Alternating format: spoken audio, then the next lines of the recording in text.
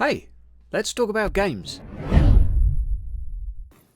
Hello there friend, and welcome to the second of my Skaven guide series. Today we're going to be doing the first 15 turns with Lord Skrolk. We're going to be doing this not as a let's play but a much more informative and educational series to get you guys started within the legendary campaigns. Now I will be covering the other lords, and if anyone does want me to do a legendary series with this character, let me know down in the comments below. I'd be more than happy to. So let's load up the campaign and get started. Okay, so here we are within the map. Now, I am going to say now that this is the Mortal Empire map. However, the starting position is the same for either, so this really should be applicable to both Let's Play sort of campaign series. Let's get started by running through the basics. When we first log in with this character, we want to be getting this building straight up. It gives us income, food, growth, additional income from nearby, an extra garrison. It's the best building in the world. We're going to be deleting this because we won't be focusing on clan rats, because this lord gets a massive bonus to plague priest as well as plague monk upkeep. That's what we're going to be focusing on with him. Now, to get them, we're going to need a level 3 building, and the Mangrove Coast is where we're going to get that. So, we've moved on. There is nothing else to do in turn 1. Not a particularly exciting one, just a little bit of management of these buildings. Let's pass on to turn number 2 and see what's going on. Right, so here we are with turn number 2. There's not going to be a lot this turn. We're going to go take the Mangrove Coast. And as you may have remembered from my previous video, we can upgrade our settlement using food. So we're going to be leveling this up straight to level 3, which allows us to get the discounted Pox Cauldron building. Incredibly useful. That's where we're going to be building our plague monks. Now, getting a slave wharf is always nice, because once that's upgraded, that's another 300 income per turn. Now, I will also like a wall on this building. However, something that's kind of more priority right now is getting a slave wheel, which is going to give me an additional 60%. You combine that with the fact that this is making 300, we're going to be rich. Now, we don't have enough to do anything else this turn. We're going to save on to a little bit of money, and we're just going to wait until the next turn. Alright, so here we are in turn number 3. Now, something I will say is these guys always declare war against me, but they've never shown their face yet within the first 25 turns. So you're going to be very, very safe. Don't you worry about it. Now, it's going to be a good idea to start getting some walls on this building now, because there's lots of enemy factions floating around. I've only got an army of 9, which is healing, as well as a garrison of 8, so I don't really want to be engaged just yet. We'll get that wall there, so this province is going to be able to look after itself. Other than that, there's not a lot to do. So let's end the turn here and move on. Alrighty, here we are again on turn number 4. So, what's happened? Not a lot. We can finally upgrade our port, which right now would give us the largest income boost. It gives us an extra 150 for this cost. Yes, it's going to take about 20 turns to recoup that, but it also comes with some additional growth. So we're going to crack on and do that. Now, we don't have enough money to do anything else yet. We do have a Pox Cauldron nearly completed, but hey, we're going to have to wait one more turn to skip and we can finally get recruiting some decent units. Righto, so as predicted, the enemy have approached. However, now the walls have been built, or not the walls yet, but the garrison, we have enough to take them on and defend successfully. Now, they will probably go for my capital, which does only have 11, but we'll start building up now. By the time they siege, which is going to take maybe 2 or 3 turns, we've got loads of time to build up some plague monks here and then roll out and just destroy them. Have a look at these plague monks briefly. They have much, much better stats than your average Skaven. They have pretty reasonable leadership, but they have very, very good melee attack, defense and weapon strength. As well as that, they are frenzied, and of course they do get the bonus of strength in numbers, so their stats are pretty goddamn reasonable, and we're going to be investing our early leader points into upgrading those. Of course, we're going to go for Route March first, but after Inspiring Presence, we're going to be going straight into this, which is going to give us a total of 12% weapon strength, which is quite nice, as well as some extra melee attack, making these guys quite formidable. By the time they get a little bit of experience and level up, they're going to be beasts in melee. Just take into consideration, though, with very poor armour and no shield, they're pretty crap against missile fire, so they're not going to survive for very long. You might need a meat shield in front in order to stay alive against some enemies which are a little bit more ranged heavy. But the plan will be to take those guys out with catapults, which again we get a discount for maintaining, only 180. Let's crack on to the next turn and see what this enemy army does. Right, so as predicted, they have moved out a little bit. What I would be very, very tempted to do is to move a little bit closer and out of this area, but for now, if they engage me, I have 12, they have 20. even though my units are going to be better than theirs, I don't really want to fight yet. So I'm going to recruit for one more turn. I know it's taken a while. What I might do though, and what's very tempting, is to just cancel that and upgrade here. So I'm going to sacrifice one unit of my Plague Monks. I know it's very, very sad, but instead we're going to have an upgraded economy and get a little bit more money coming in. Economy does count for a lot, and I'm happy with 14 units that I'll be able to take down this stack, because it's going to be 90% melee in here, and the slingers really aren't going to be much of a threat to Plague Monks. But these Plague Monks will chew through anything within that army without much trouble, especially as Skaven don't have too much in the way of large. And, well, yes, I'm lacking anti-large, but that's okay, because there shouldn't be any that I'm against. When we come to fighting High Elves soon, that will be a different story, but for now, I'm pretty satisfied that we're going to win this quite easily. Right, so the predictable siege has started. He's moved towards me. We also have raised the banners, and we are, well, low-ish on food, which isn't the end of the world, but it's something we have to take into consideration. Let's move forwards just a little bit. We want to be in range of attacking him next turn. Well, you know what, with 14 units, as I said, we should be able to take him on without any problem at all. So let's just go ahead here, move forward, recruit some more units. If he does come to engage me, I'm quite confident we can take him out without much trouble. Now, out of these, my favourite is to go towards and rush Vermintide as soon as possible, and then focus on reducing the miscast chance and getting the extra magic pool, etc. Because Vermintide, well, for 3 magic points, getting a unit of Clan Rats is absolutely amazing. We will go probably for the Plague Furnace as well, just because it fits in with the theme. Let's move on. Alrighty, so he's moved away a little bit to raid me. Unfortunately, he has gone outside of range, so I would love to attack him and, well, prevent him taking all my food. But there's not too much we can do about that right now. What we'll do is just move forward and recruit our final 2-3 units here. Now, bearing in mind we don't have walls yet here, but we do have a stack of 14, which I'm confident right now will be still able to survive this. But it could be something to consider to cancel these 3 and finish our walls over here, but I'm feeling fairly risky. It's not mandatory. I might suggest to play it safe if you're a little bit more paranoid than I am, but having done this a few times, I'm pretty sure that this will go fine. Let's move on and see what he does. Fantastic. We've got an underway interception here, so this is just a free kill for us. Can't complain about that at all. We don't lose anything, of course, because everything is nice and healthy, and we get plenty of food for getting the kill. 20 plus another 2 here. I will take that gladly. Fantastic. That's just a little bit of luck there. You can never bank on that sort of thing happening, but hey, when it does happen, you just got to be thankful. Right, so moving on, plan now is to move up north towards Mark of the Old Ones. Of course, we are going to be leaving Oxel undefended. Now, we have a choice here of levelling this up or getting walls on this province. I'm going to be levelling this up, because I'm fairly satisfied right now that I'll be heading north, and anyone that wants to attack Mangrove Coast will have to come past Oxel. If a stack of 20 lizard men popped out of the blue here, I would be in trouble. But let me reassure you that that very rarely, if ever, happens, so you should be safe to proceed. Now we're going to spend our skill point down here on the Route Marcher. There we go. And we're going to move forward, and that's us ready to go. Next turn.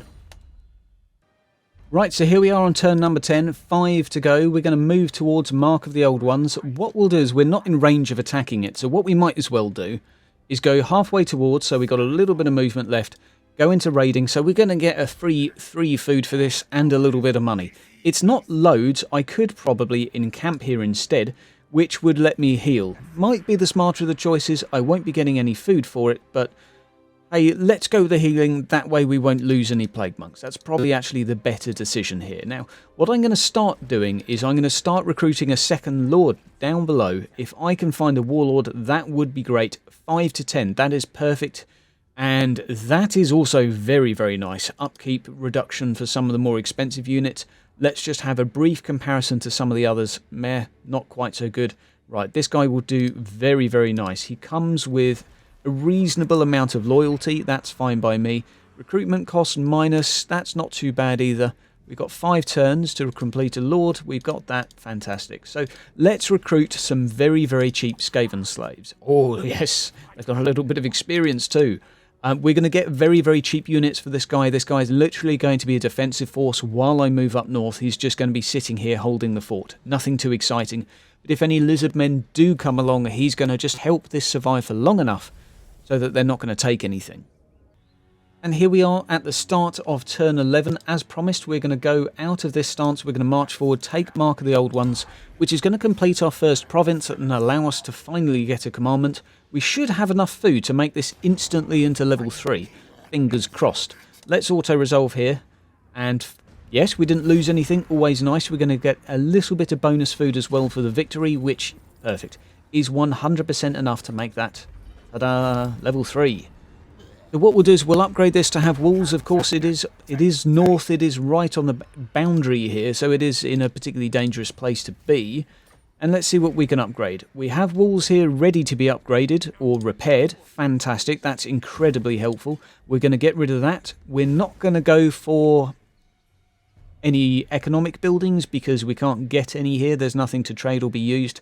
I would like one of these, however, when I do build it, it will be in the main base because this will need to be upgraded to level 5. Now, the same could be said of the Pox Cauldron, however, it's a bit cheaper, so I've stuck it in the level 3 building early on, just because you can get it very, very quickly. What I'll be doing here is going for this just to increase my corruption income because it's very, very cheap. I'll make this money back very, very quickly.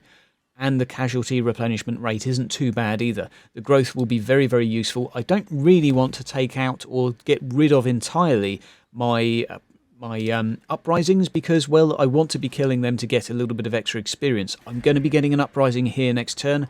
However, it won't be attacking me because I do have a garrison and I've got enough to hold it off. If it were a minor settlement, I might be in a little bit of trouble. As promised, we're going to go towards Vermintide. That's going to get done here. We've got a commandment to be used. And we will, of course, go for the obvious choice, construction cost and growth, which is going to allow us to focus on maintaining and upgrading our main settlement as quickly as we can. We can ignore the imminent rebellion, and we can focus here now on moving towards the feared down here to get our plague monks upgraded. So let's march on. Right, fantastic. So here we are with the garrison. However, we are at war with some neighbouring factions up here, but with nothing in range. I'm quite confident I can take this army, march it down and get it ready to kill the rebellion. And unfortunately, we're not in range of marching down to allow the other unit to attack. So what we're going to have to do is just walk down. There's no real point in marching the whole way because we'll be able to attack them next turn. So there we are in range. What we'll do is we'll take this force, and as much as I would like them to be over here getting some experience, I'm going to bring them towards Mark of the Old Ones because having the extra units in there to help defend it is going to be very, very useful. I am going to start building walls on here now because it's sort of a high-risk area. There are lizard men nearby, and I'm going to be putting another building here. This extra 80 income per turn is better than anything else I can stick there right now. And the extra recruitment cost reduction is going to be helpful. Now, we've got a couple of skill points to upgrade. We're going to stick that in there, get our plague monks being upgraded. And that's all we can do for now. So we've got a couple more turns we're going to use to expand and complete this province, get ourselves set up, and then you guys will be really, really well equipped to roll on with your own campaign from there. Right, so there we are. We're ready to crack on with this turn. We do have low loyalty apparently over here. Oh dear, and only a loyalty of 1. That's not particularly good, is it? If I give him this armour, it gives him a chance of regaining some loyalty, so that's perhaps not a bad thing to be doing. If I stick him in here and recruit a few more Skaven slaves, that may also be enough to bring his loyalty up a little bit. So we'll just recruit the cheapest stuff that we can, and we're going to go down and take out this rebellion.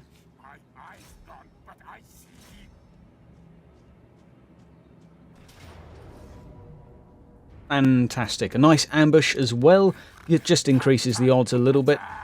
A nice decisive victory, and we're going to take the extra food from that, of course, because food can always be used, and, well, 4% healing is not really that broken.